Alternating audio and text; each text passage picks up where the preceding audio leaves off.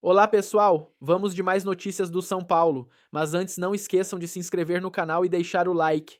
Há alguns dias, o São Paulo amargou uma eliminação na Copa Betano do Brasil diante do Atlético Paranaense, que atualmente disputa a segunda divisão do Campeonato Brasileiro nas penalidades, após perder por 1-0 na Liga Arena. Um dos principais responsáveis pelo resultado negativo foi Jandrei, que entrou no jogo após expulsão de Rafael, sofrendo um gol considerado defensável por muitos, acabou desperdiçando sua cobrança nas penalidades. Por conta disso, foi confirmado pouco tempo depois que o goleiro estaria de saída rumo ao Juventude, comprovando que o clima nos bastidores deveria não estar dos melhores. De acordo com informações publicadas pelo jornalista Alexander Vieira nesta segunda-feira, essa mudança de ares foi um pedido do próprio jogador, que ficou triste com toda a situação vivida recentemente. Jandrei ficou bem abalado após a eliminação do São Paulo na Copa do Brasil e teria solicitado sua saída, que foi consenso também da diretoria. Iniciou, confirmando a escolha pelo novo clube. A escolha pelo Juventude também é familiar, uma vez que ele nasceu no Rio Grande do Sul e a maioria dos seus familiares estariam mais próximos neste momento, finalizou o comunicador. Vale lembrar que o goleiro chegou ao São Paulo em 2022, fazendo ao todo 70 jogos até o momento no Morumbis, mas sempre sendo contestado quando ganhou oportunidades. Agora vamos a mais um vídeo, não esqueça de deixar o like. Vamos lá, o São Paulo tá com... Olha lá, o São Paulo foi para 28. pro G7, meu irmão. Depois que veio o Crespo, que saiu da Copa do Brasil. O que vocês três pensam em relação ao São Paulo, que ganhou ontem? Vamos lá, Theo José. Aqui é domínio, Theo. Desculpa aí. Foi bem, foi bem. O São Paulo com o Crespo é outro time, né? É um time que vai lutar por uma vaga na Libertadores. É um time para a gente observar também com relação ao que vem pela frente nesse Campeonato Brasileiro.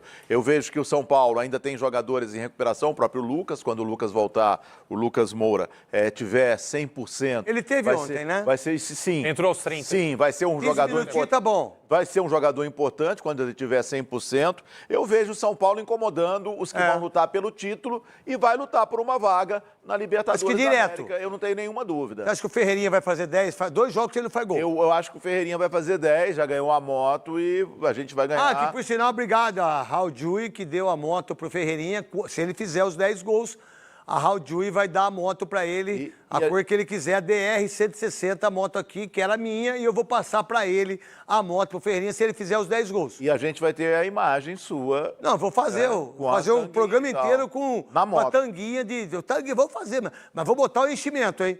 Botar o enchimento porque... Você pensa o quê? Você acha que eu tô com 59 anos, você acha que eu tô podendo? E aí, Queçada, você com essa blusa de vó? Eu tô na elegância, né? Assim como você. Eu tô tentando ser mais elegante do que você, mas é difícil. É o seguinte, Netão, o Crespo tá fazendo um trabalho extraordinário, agora foi um duro golpe cair na Copa do Brasil, porque enfrentava um adversário que tá muito mal na Série B, não é? Acho que o São Paulo deu uma subestimada no Atlético no primeiro jogo, e aquele gol do Viveiros, não é, deu a sobrevida pro Atlético depois conquistar a classificação. Agora, Netão, olha só que coisa incrível. Com o Zubeldia, foram 12 jogos no Campeonato Brasileiro. Zubeldia é a maior mentira de treinador, velho. Olha os números. 12 jogos no Campeonato Brasileiro, 12 pontos.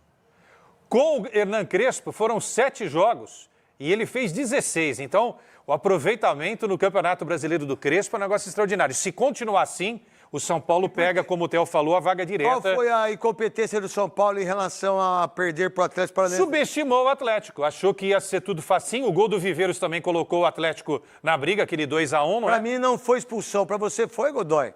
Do goleiro? O que você observou daquilo lá? Eu até comentei, craque... Lá nos donos da bola lá? A respeito daquela situação, porque as imagens do campo mostram que o árbitro não tinha condição de ver. Nenhuma. Ele está chegando na linha do meio do campo. Tá. Ele está chegando na linha do meio do campo. Então, ele não viu. Tá. Ele deduziu. Tá. Se ele deduziu, ele precisaria da confirmação através do quê? Da tecnologia. Tá. Eu não vi da tecnologia. Então, Você não teve. viu? Não teve. Não teve toque nenhum. Não teve tecnologia para confirmar o que ele deduziu, que foi a falta. Do Rafael. O contato. Essa é uma questão a ser discutida.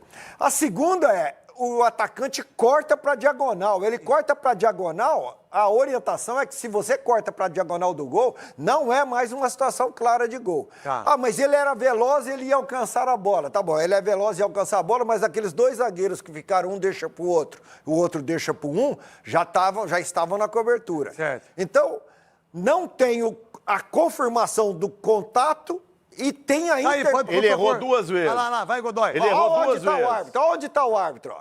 Na linha do meio do campo. E o zagueiro podia chegar. Tá? Então, nós temos 2 situações. Uma, confirmar o contato na falta. E segunda, a situação clara de gol. Nenhuma das duas... Esse cara é aquele mineiro? É o Felipe. E tá pitando bem, tá numa sequência de Ele tá jogos fortão, bons. né?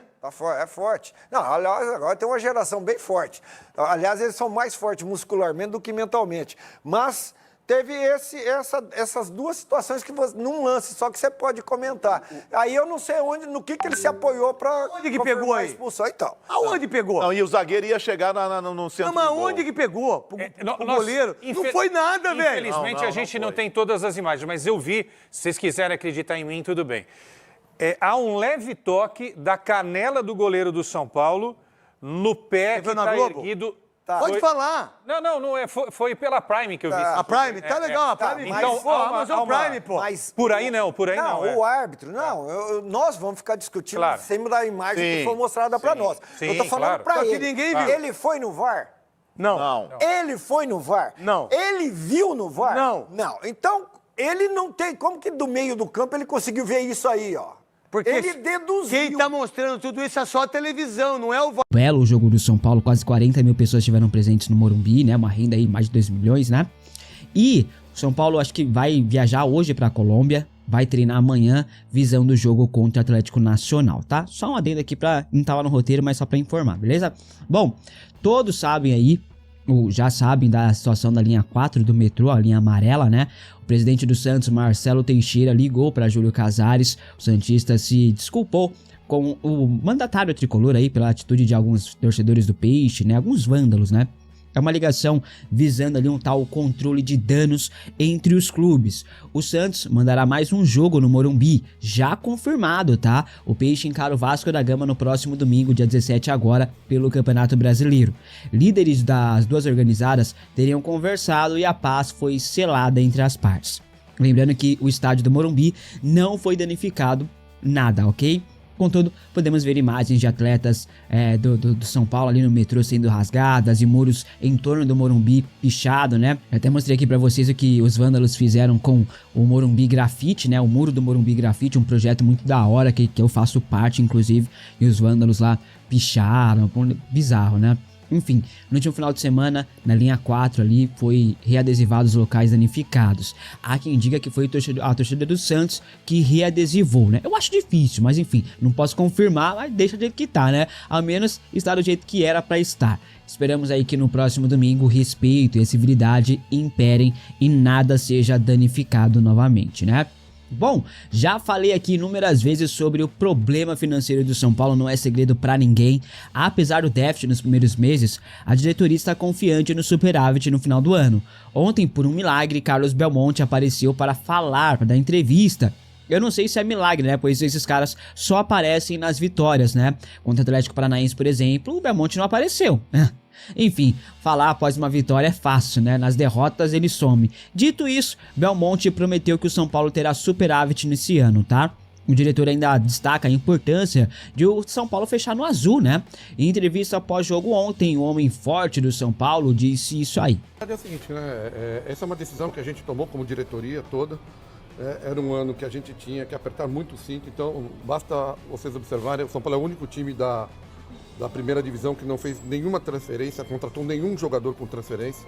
Nós reduzimos a folha no primeiro semestre em quase 8 milhões, a folha de pagamento do dia 31 de dezembro de 24 para 30 de junho, 8 milhões, mais de 1 milhão por mês de redução de folha. Nós já praticamente cumprimos a meta de vendas que estava prevista no orçamento, mas é um ano difícil. A gente só tem um jeito de conseguir ter superávit no final do ano, vendendo ativos. Não tem outro caminho que não seja a venda de ativos. Conseguiram reduzir a folha salarial em 8 milhões? Excelente, né? Parabéns pra vocês. Fizeram o normal, fizeram a obrigação. E a pergunta é, como que chegaram nessas decisões brilhantes aí? O Belmonte revelou quem toma as decisões sobre as vendas bizarras que o São Paulo vem fazendo aí nos últimos meses. Veja só. Eu vejo que o presidente Júlio é muito criticado por essas vendas. Primeiro que precisa ficar muito claro, não é uma decisão do presidente Júlio, é uma decisão do presidente Júlio, minha, do Rui Costa, do Muricy Ramalho, do Nelson, do Fernando. É uma decisão colegiada. Todo atleta que a gente traz, ou todo atleta que a gente negocia, vende, é uma decisão de todo mundo, né? Então eu vejo, não, presidente Júlio. Não é o presidente Júlio, é todo mundo. Nós estamos convictos do que... Está aí os nomes dos responsáveis por doar as joias da base de Cotia. Triste, hein, Muricy? Saber que você faz parte disso. Esperava mais de você, viu? Bom, ontem na coletiva, né, o Hernan Crespo voltou a dizer que não falará sobre reforços no São Paulo. Inclusive tem a entrevista coletiva completa ali, com a minha reação. Eu trago aqui umas informações ali interessantes, eu vou deixar na tela final para você assistir depois, tá? O Crespo afirma que ele faz o que dá com o que a diretoria lhe oferece. Ele até falou que ele é um piloto de Fórmula 1 que dirige o carro como que dá, né? O Carlos Belmonte comemorou que o São Paulo foi o único clube a não gastar nenhum centavo em contratações nessa temporada. E voltou a afirmar que o São Paulo não vai gastar para trazer mais ninguém no mercado, gente. A ideia é aquilo que eu já venho falando pra vocês aí há alguns meses, né? São Paulo só trará reforços que estiverem livres no mercado ou por empréstimo. São Paulo não vai gastar em contratações. Na entrevista de ontem ele disse o seguinte, abre aspas, não vamos gastar, fecha aspas. Belmonte ainda falou sobre a função de zagueiro no elenco e disse: um zagueiro para nós é importante, um lateral direito. Tivemos a perda do Juan e agora com a lesão do Arboleda. Estamos jogando aí com 3 zagueiros. Se estivéssemos jogando em linha de 4, talvez desse para esperar. Vamos em busca dentro das nossas possibilidades. O São Paulo não pode pegar transfer esse ano. Essa é uma decisão da diretoria, fecha aspas, né? Se tivesse jogando com uma linha de 4, a gente esperaria para contratar. Aí lesiona mais um, aí tem que contratar direto, tem que contratar rapidamente, mano, que planejamento pífio esse do Belmonte, da diretoria. Planejamento horroroso, cara. E assim, pegar transfer ban por contratar um reforço urgente que custa no máximo 20 milhões... Caraca, que transfer ban é esse, hein? Vocês torraram milhões e milhões desde 2021 em jogadores perebas, meia boca. E agora querem segurar a grana, sendo que a gente tem uma necessidade. Enquanto isso, o Crespo vai pra Colômbia pro jogo de terça-feira, sem zagueiro no banco de reservas. Gênios, hein? Como o Belmonte falou, São Paulo precisa vender jogadores aí pra fechar o ano com superávit. E está fazendo isso, né? Ele falou inclusive sobre a situação do Ferreira, também falou sobre a situação do Henrique Carmo, que deve sair por empréstimo, né? Veja só o que o nosso grande diretor disse sobre isso. Posso sim, o Ferreira a gente recebeu uma proposta, nós não aceitamos a proposta a princípio, estamos negociando em cima de 1, 2, 3 propostas que a gente tem para o Ferreira. Para o Henrique é mais uma questão de empréstimo, que também a gente está analisando nesse momento. Não tem nada fechado, nada acertado, nós estamos em negociação. Talvez o Lucas saia, talvez o Lucas não saia, depende muito de como progredirem as negociações nos próximos dias. Eu acho que devemos ter um desfecho sobre a saída ou não nos próximos dias, mas por enquanto nós não temos nada fechado nesse sentido. As ofertas que o São Paulo tem por Ferreira são do Cruzeiro, do Shakhtar e do Olympiacos, isso mesmo. O clube de Evangelos Marinápolis entrou forte na disputa, por isso que o Belmonte disse que não tem nada fechado até o momento, né? Até porque o São Paulo estava querendo fazer um leilão por Ferreira para aumentar os valores. O Shakhtar ofereceu 10 milhões de euros, mais 2 milhões de euros em bônus, né? São 10 milhões de euros fixos, mais 2 milhões de euros em bônus. Com a entrada do Olympiacos, o São Paulo pretendia subir a pedida para 13 milhões de euros, 82 milhões de reais. A ideia seria 11 ou 12 milhões de euros fixos e o restante em bônus por metas. Os gregos já tinham feito uma proposta oficial por Ferreira de 6 milhões de euros há alguns meses, mas o tricolor recusou. A proposta do Cruzeiro é a menor entre os clubes, tá? Mas a entrada de Marinápolis na parada aí não mudará o que eu já tinha dito na sexta-feira aqui pra vocês. Lucas Ferreira será novo jogador do Shakhtar Donetsk, pode cravar. Inclusive, o renomado jornalista Fabrício Romano confirmou o acerto, ele que é especialista em mercado da bola. A proposta do Shakhtar é aquela mesma que eu falei pra vocês anteriormente, tá? A meta é a classificação para a Champions League da próxima temporada. Aí só assim virá o bônus, caso contrário, não. Mas agora, olha o que disse o André Hernan. Olha a matéria, olha a manchete bizarra do André Hernan. Abre aspas. Shakhtar sobe oferta e encaminha a compra de Lucas Ferreira. São Paulo faz venda final por 2 milhões de euros e ainda terá plusvalia, porcentagem numa venda futura com valor superior a esses 12 milhões de euros. Fecha aspas, né? Isso não procede. Os 12 milhões de euros só serão confirmados se o Ferreira atingir a meta, gente. Caso contrário, o São Paulo fechará 10 milhões de euros. Na verdade, serão 8 milhões de euros para o São Paulo, já que o tricolor tem 80% dos direitos econômicos do atleta. 12 milhões de euros só se o Lucas bater a meta estipulada, que é a classificação para a Champions League. Caso contrário, 10 milhões de euros, sendo 8 vindo para o São Paulo e os outros 20% aí é do Boa Vista, né, do Rio de Janeiro. A venda de Lucas Ferreira está muito bem encaminhada, tá? Restam aí apenas alguns detalhes burocráticos para ser resolvido e assinar o contrato. O Ferreira assinará contrato com o Shakhtar por 5 temporadas, contrato longo. Nessa semana, Ferreira fará uma chamada de vídeo com o técnico do Shakhtar para trocar aquela ideia e pá. E nos próximos dias viaja para realizar os exames médicos e assinar contrato com o clube ucraniano. O São Paulo ainda terá 10% de mais-valia caso o Ferreira seja vendido no futuro por mais de 10 milhões de euros. No caso, o São Paulo embolsaria 10% do valor excedente aos 10 milhões de euros. Eu tenho aqui um exemplo para trazer para vocês. Por exemplo, se o Ferreira for vendido, sei lá, por 11 milhões de euros, o São Paulo terá 10% de 1 milhão de euros. Tá? Então essa é a negociação mais-valia no caso, fechou? Para ficar bem esclarecido. Bom, Lucas Ferreira ficou sem espaço com a chegada de Hernan Crespo, né? Com isso, sua saída é bem avaliada pela diretoria tricolor. O atleta deseja ficar no São Paulo, mas o clube quer que ele saia para que entre grana nos cofres do clube. Repito, a diretoria quer que ele saia. Se dependesse do jogador, ele ficaria, tá? Mas a diretoria tá chutando ele pra fora. Você acha uma boa essa venda de Lucas Ferreira? Comente aqui abaixo a sua opinião. Um clube italiano também demonstrou interesse nele, mas o Shakhtar venceu a disputa e vai levar o jogador, tá? Inclusive, o São Paulo teria aumentado a mais-valia. A mais-valia pode chegar a 20%, tá? Mas ainda não está confirmado, mas pode chegar a 20%. Vamos aguardar. Se tivermos uma atualização, aí a gente traz pra vocês, beleza? Belmonte admitiu o interesse em Juan Tressoldi, como eu informei aqui para vocês na última sexta-feira. O São Paulo voltou a negociar a contratação do zagueiro para essa temporada, né? Urgente. Belmonte confirma o interesse, mas vê dificuldades, veja só. O Juan Tressoldi não ser retirado da lista da Libertadores é porque vocês estão retomando uma negociação com ele? Não, na verdade, a gente fez alguns movimentos, né, Edu? Alguns movimentos para ter tempo de negociação, né? O Juan a gente nunca quis que fosse embora. O Juan é uma questão que o Sassuolo não queria prorrogar o empréstimo dele até o final da próxima temporada. Como o Juan tinha uma lesão, a gente tinha uma preocupação de tê-lo pelo menos uma temporada inteira, né? Então a gente nunca deixou de ter o desejo do Juan, mas eu acho muito difícil que o Juan fique, porque o Sassuolo tem outras propostas e não pretende nos emprestar ele até o final de 26, que era o nosso desejo. Simplesmente o Sassuolo não é tonto igual você da diretoria do São Paulo. Você acha mesmo que ele seria tão otários em ceder um novo empréstimo a vocês, sendo que vocês não pagaram nem pelo primeiro?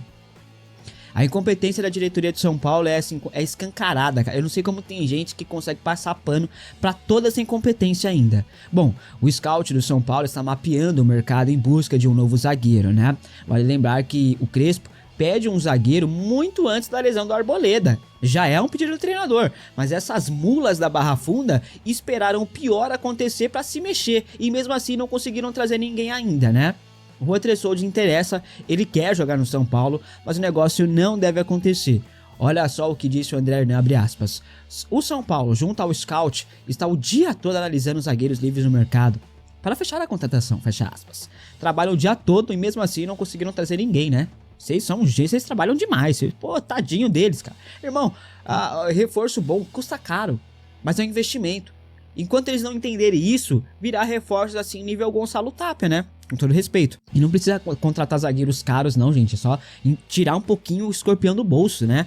Aliás, o São Paulo não tirou o nome de Juan Tressoldi da lista da Libertadores. O nome do zagueiro continua lá. Vamos ver se até amanhã ele será mantido, tá? As mudanças na lista foram as seguintes: as saídas de Igor Vinícius, Matheus Alves e Gustavo Santana da base, né? e as entradas ali de Luan, Juan de Neno e Gonçalo Tapia, beleza? Essas foram as mudanças. Vamos ver se o Juan Tressoldi continuará lá. Rian Francisco permaneceu na lista, o Caleri permaneceu na lista, Luiz Gustavo permaneceu na lista. Enfim, para a zaga, outro nome muito comentado foi o de Rafael Tolói, livre no mercado da bola. O nome dele voltou à tona nesse último final de semana, rapaziada. Eu já falei sobre ele aqui há algumas semanas, mas terei que falar novamente, infelizmente. Eu afirmei aqui para vocês semanas atrás que o São Paulo consultou a situação do Rafael Tolói. E nesse final de semana, outros portais e jornalistas confirmaram a informação. Houve contatos, o São Paulo chegou a consultar valores e o interesse do jogador. Tolói está com 34 anos, tem uma carreira sólida lá fora, mas não é uma negociação fácil, mesmo ele estando livre no mercado para assinar. A diretoria teve algumas conversas com o atleta e o negócio até chegou a ter um esboço, tá? O São Paulo contatou o jogador, mas os valores estão fora da realidade financeira do clube do Morumbi. Questão de salário, né? Com isso, as conversas foram paralisadas ou encerradas e a diretoria está em busca de outras opções no mercado. Em contato com Jorge Nicola, Casares disse o seguinte sobre trazer o novo zagueiro, abre aspas. Vamos com o que temos, confio bastante no elenco atual, fecha aspas. Isso ele está falando sobre o jogo contra o Atlético Nacional nas oitavas de final da Libertadores, jogo de ida na terça-feira e a volta também, né? É isso, vamos com o que temos, né? Por incompetência da diretoria São Paulina em não contratar um zagueiro faz tempo. Vamos com o que temos, sem zagueiro no banco de reservas aí contra o Atlético Nacional. Vamos com o que temos, para encobrir o amadorismo e o péssimo planejamento da diretoria. Rafael Tolói e Juan Tressoldi. O Botafogo demonstrou interesse na contratação de Antony para a sequência da temporada do futebol brasileiro. Emprestado ao Real Betis na segunda parte da temporada europeia, o brasileiro retornou ao Manchester United, mas não deve ser aproveitado. Desta forma, a tendência é de que o ponta seja negociado, com o Botafogo tendo feito uma tentativa recente. Inicialmente, Antony não demonstrou interesse em jogar no Brasileirão, mas agora o São Paulo também começa a sonhar com a contratação. De acordo com o portal Fichajes da Espanha, o time paulista também acompanha de perto a situação do ponta. Porém, como dito, Antony não pretende voltar ao futebol brasileiro neste momento, o que dificulta o sonho da diretoria. Ao mesmo tempo, outros clubes mais poderosos financeiramente crescem na disputa. Um deles é o Al Nassr, time de Cristiano Ronaldo na Arábia Saudita. A equipe pode oferecer grandes cifras para convencer o atacante a sair do futebol europeu. Antony chegou ao Manchester United na temporada 2022-23 e, apesar de um bom início, não conseguiu corresponder às expectativas e, na virada de 2025, foi cedido ao Betis. Na Espanha, a página virou e o ponta voltou a saber o que é ser protagonista. O jogador foi o grande nome da equipe espanhola na reta final da temporada, tendo sido fundamental nas campanhas da La Liga e da UEFA Conference League. Em geral, foram 26 jogos disputados, com 9 gols marcados e 6 assistências fornecidas. Obviamente, o Real Betis tem interesse na permanência definitiva, ou pelo menos por mais um ano. Antony também vê com bons olhos a ideia, mas os valores dificultam o acordo. O time espanhol não consegue arcar com a quantia pedida pelo Manchester United. A equipe espanhola, inclusive, teria oficializado uma proposta de 20 milhões de euros ao Manchester United, mas o time inglês recusou. O objetivo é conseguir a venda pelo dobro do preço, cerca de 40 milhões de euros. E você, torcedor, o que acha da situação de Antony? Deixe sua opinião nos comentários.